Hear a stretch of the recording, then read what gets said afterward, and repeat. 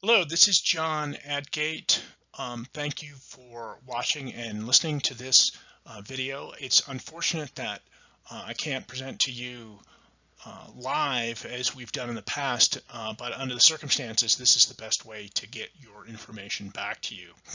I want to thank you, first of all, for participating in the PFAS-AWARE study, and secondly, for your patience. It's been a difficult year, as we're all aware, and we're now finally able to get your results back to you after some instrument problems that we had early in 2020 that slowed us down. And then when we were about ready to report back, then COVID-19 hit and we were unable to access our labs to finalize a bunch of things. But we finally have been able to, and you now have your results hopefully in hand. If you don't have your letter with you, I think it'd be useful to have it in front of you so you can stop and as we walk you through this, the results summary that we put together here, you'll be able to hopefully have a full understanding of what the results are and they mean.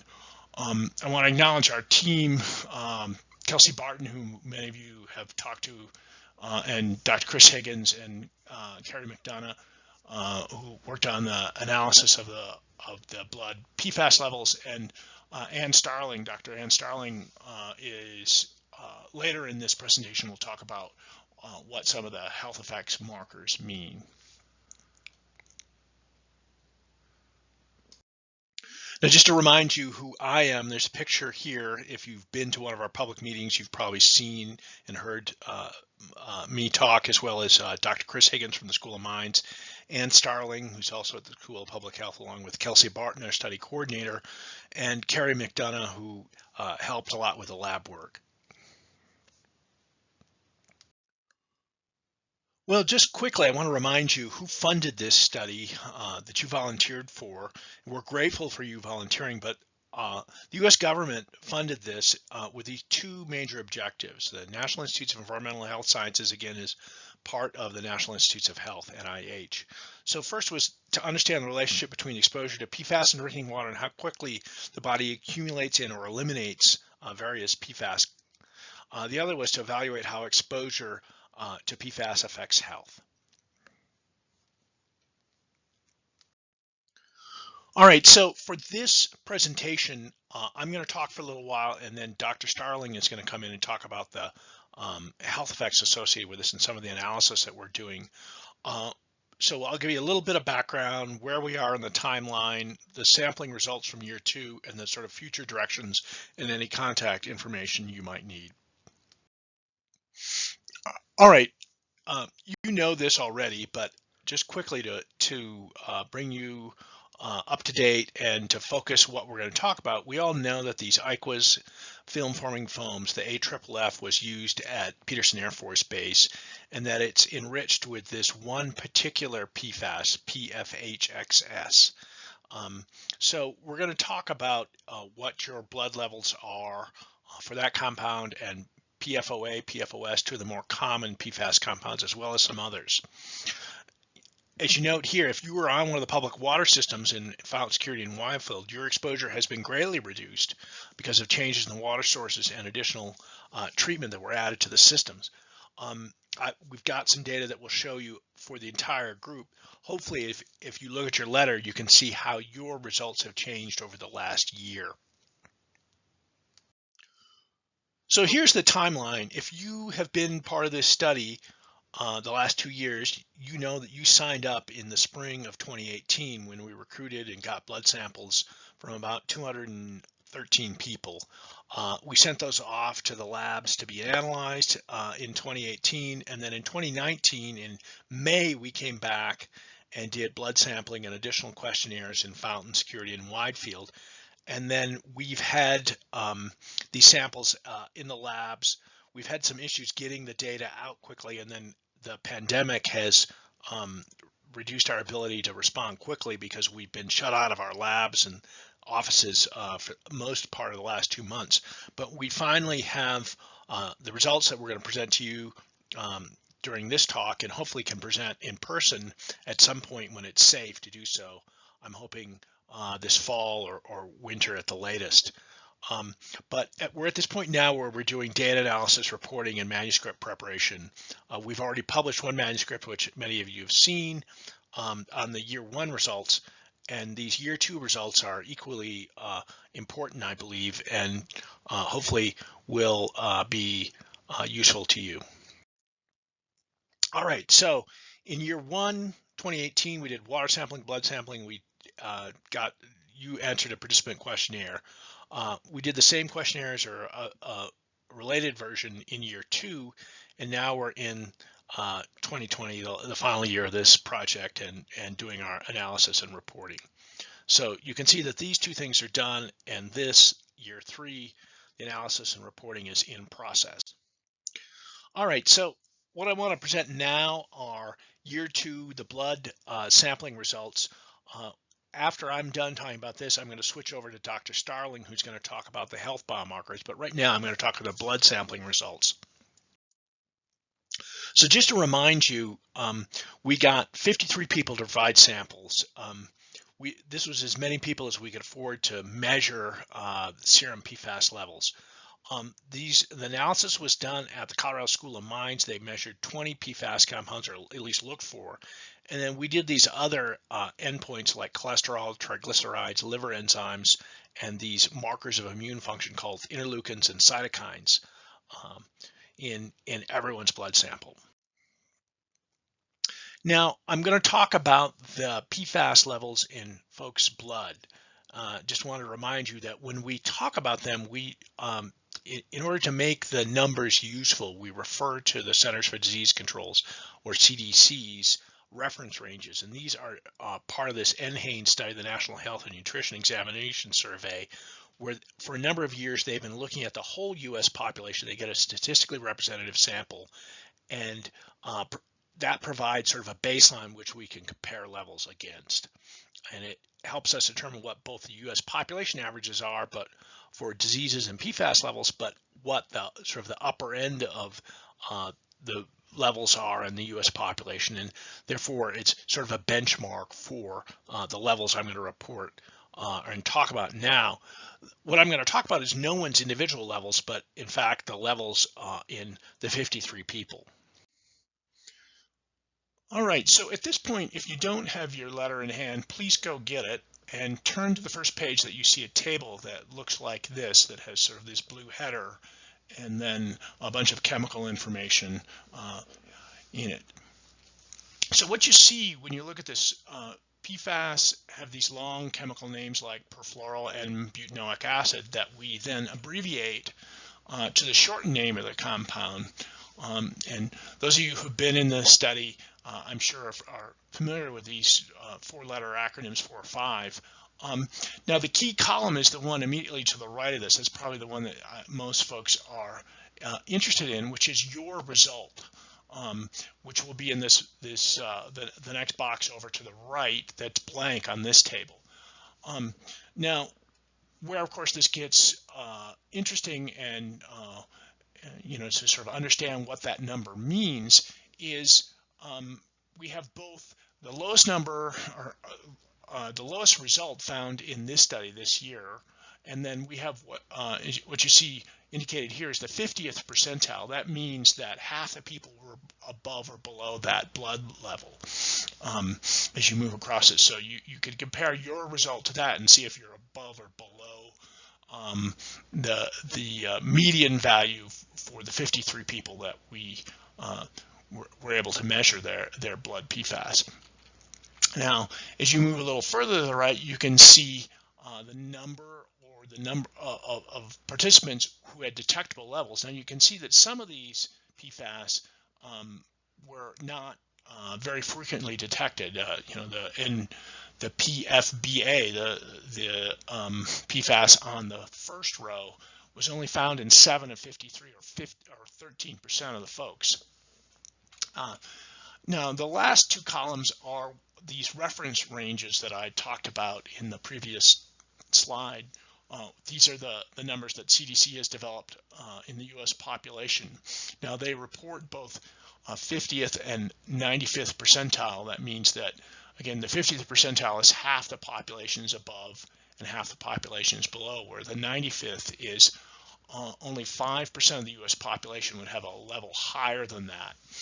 Now, one thing you'll notice is, as you look down at this table is that the PFBA, for example, there aren't reference ranges. The School of Mines analytic instrument could measure 20 compounds, but CDC has established these reference ranges for 11. So we are showing you your reference levels for the 11 with which we have U.S. population data. So you can see, for example, that PFOA, you can see the 50th percentile is 1.57, while the 95th, the upper end of the distribution, is almost 4.2. It's 4.17.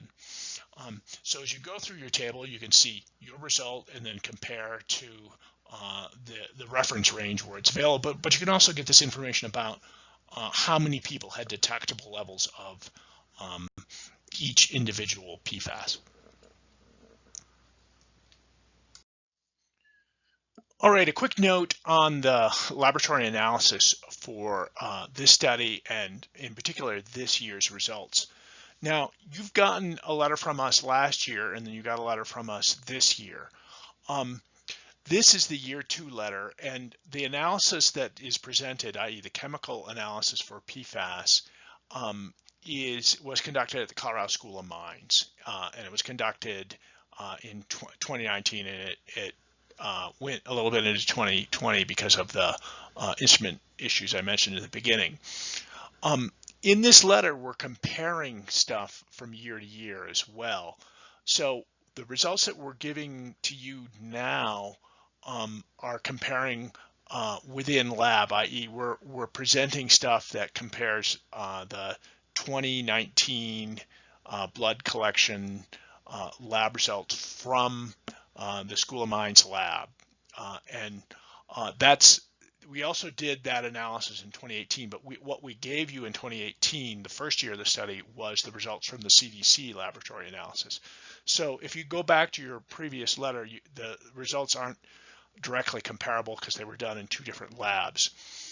So what we're doing this year is comparing within labs. So 2018 to 2019 School of Mines results. Now, one advantage of this is that we look for a broader suite of congeners, up to 20 PFAS, whereas the CDC reported 11. That's their sort of dialed in preferred laboratory reporting results. And part of that is because they don't look for as many, but they also have looked in the past, so they have decided it's not worth the effort to see if those things are there. And some of that is related to something I'll talk about in a bit, i.e. Things that were effectively not found. So what you should be confident is that the results of the labs are generally similar, but they're not exactly the same due to measurement uncertainty. And by measurement uncertainty, I mean, like, if you sent 2 people out with a ruler to measure some very small distance, they'd both come back and give you a number, but one might say it's 5/16 of an inch, and the other one might say it's 11/32 or something like that. They'd be similar, but they'd be slightly different. And that's sort of what goes on at the laboratory level with these instruments that can measure very, very small things. So it's not a reason to be concerned. But I'm going to show you some bar charts in a bit. They're both in the letter, and some summary ones that we'll show you use these mines results to calculate percent change between year 1 and year 2. So the next 2 slides summarize the year 2 blood sampling results for everyone who's provided a sample. Now I'm going to walk you through some of the main PFAS that I think folks are interested in, and then in the subsequent slide there's a text version of that sort of summarizes a lot of this information. So for most of you, I think the compound or the PFAS that you're most familiar with is PFHXS. This is the component that was in the firefighting foam that was used at Peterson that ended up in the water supply. And what you see here is the median person in the study had 12.64 nanograms per mil of that, which is more than 10 times higher than the 1.2 that's the US 50th percentile, as you can see in this first box. And everybody had measurable PFH-XS levels. That's what the 100% percent measurable means. Similarly, at the sort of the upper end, remember the 95th percentile, it's only 5% of the population has higher levels than that individual. Is 53, almost 54 nanograms per mil, which is about more than 10 times higher than the US national background 95th percentile. So if you move to other PFAS, for example, PFOS, which is related to PFH-XS, the S at the end here means there's a sulfur atom on the compound. You see that those levels are lower than PFH-XS. The median level is about 6.47. That's still above the US 50th percentile, and similarly, most people, 92%, had measurable levels, and in the 53 people who provided data in year 2, even at the upper end of the distribution, the 95th percentile, the observed data is greater than the representative data from the U.S. population. One other PFAS that is well known because it was studied like PFOS in West Virginia is PFOA. Now, the levels are somewhat elevated in Security Fountain and Widefield, but not as much as the first two. You can see that here, and fewer people have measurable levels. So what this is showing you also is that a bunch of the other compounds that, or I should say PFAS that were measured were below the detection. That's what the less than the LOD that you see in the left column for a lot of folks. There's relatively few people have measurable levels of PFNA, which is something that's has more broad population exposure. It's typically sourced back to seafood in a lot of people. And you can see some of these other congeners were not measurable in the vast majority of people. So let me summarize this compared to CDC. So what you see is, as I mentioned, for PFH-XS, the median serum level in our population is about 10.5 times as high as the US median level, and the 95th is approximately 11 times as high. That's, you can see the money points are in red. For PFOS, it's about 35% higher at the median and about 10% higher at the upper end, the 95th percentile. And lastly, PFOA was about 20% higher than the U.S. median in our population, and similarly, at the upper end, it's about 35% higher than the U.S. CDC reference range 95th percentile level of PFOA. The other good news here is several of the other compounds that MINDS looked at that the CDC did not look at in previous years because they presumably thought that they were infrequently found, were in fact infrequently found. So in the end, we tested a bunch of PFAS congeners that were below the limit of detection in everybody. Now, you might not be familiar with these abbreviations, and we're not going to go into them, but you'll see them in your letter. I mean, they looked for them, but then did not find them. So that's, I think, good news, because these are some congeners that either have been found previously or are breakdown products. So the fact that they're not there, I think, is reassuring. So this is the summary of how serum levels changed from last year. It's comparing the median or 50th percentile concentrations for 53 participants that were measured by the School of Mines in both 2018 and 2019. And what you see here is a pretty consistent decline in PFAS levels for all these different relatively common PFAS. PFH-XS is the one that was the highest in the past and remains that, but the levels, the median levels have been halved. And there's a numerical summary in the next slide, but this is sort of the graphic summary. You can see, 2019 is in red and 2018 is in blue, and you can see everything in this has gone down. Now, this is just for the PFAS that were detected in more than half the participants in both years. So here's the summary of the change.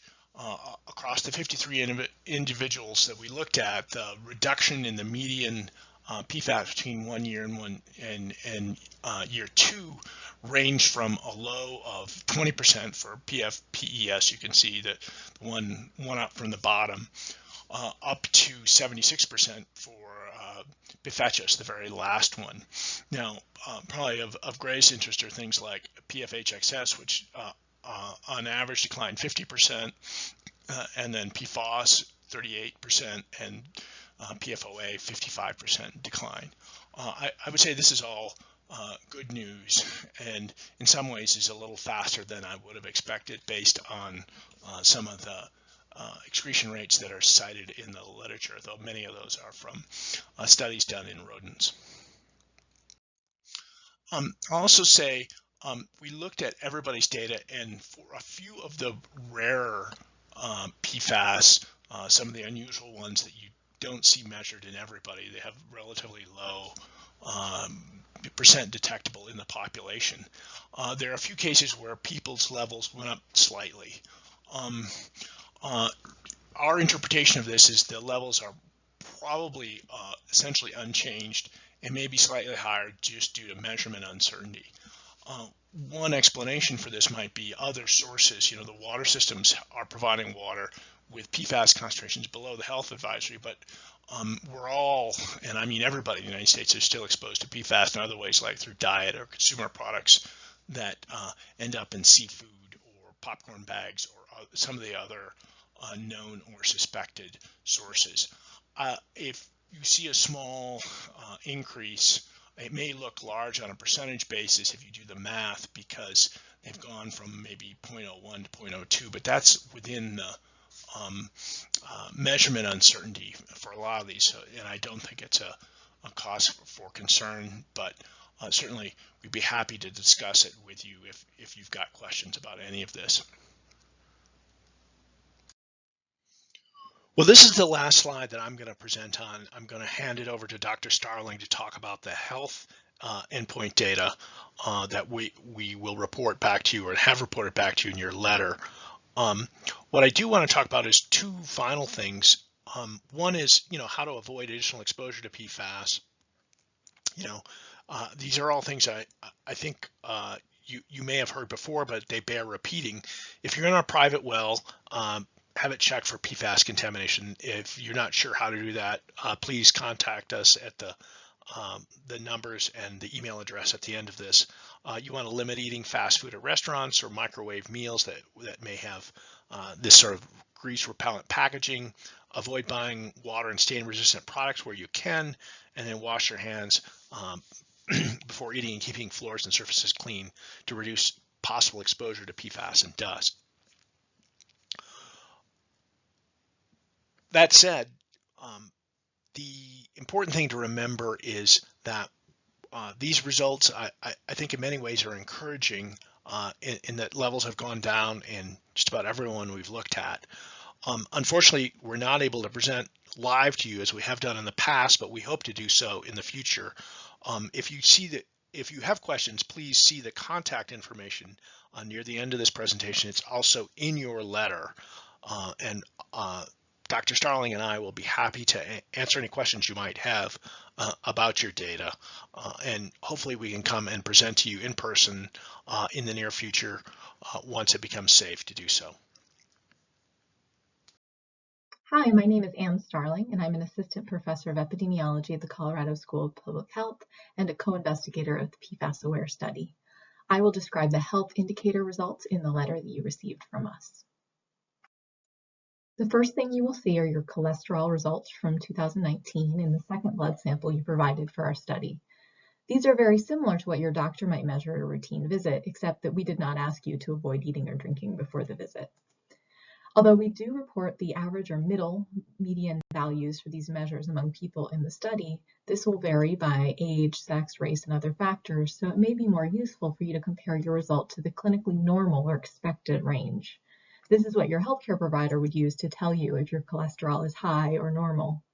If your cholesterol values are outside of the expected range, or if you have any concerns about these results, we encourage you to discuss these results with your doctor. Your doctor may want to repeat the laboratory tests because these were done for research purposes and certain values are not comparable. For example, the HDL value is calculated rather than measured, and it won't be valid if your triglycerides are very high. We also provided the results of liver enzyme tests, and these also have reference or normal values provided. These enzymes are normally produced in your body, and your doctor might measure them if you had any conditions or symptoms related to the function of your liver. You can compare your results in our study to the normal range, and if they are high, we recommend that you speak to your doctor about what this means for you. Finally, we provide results on levels of certain inflammatory markers called interleukins or cytokines in your blood sample. These are also normally produced in your body as part of your immune system inflammatory response. However, these are not typically measured by your doctor, and we do not provide a normal range for you to compare to. We measured these markers to look at the overall pattern of inflammation in your body, and a single measurement does not indicate any disease. We also measured two other markers of inflammation called interferon gamma or IFN gamma and TNF alpha. Again, if you have any concerns about the levels of these health markers, we do encourage you to speak with your doctor about what these mean in the overall setting of your health.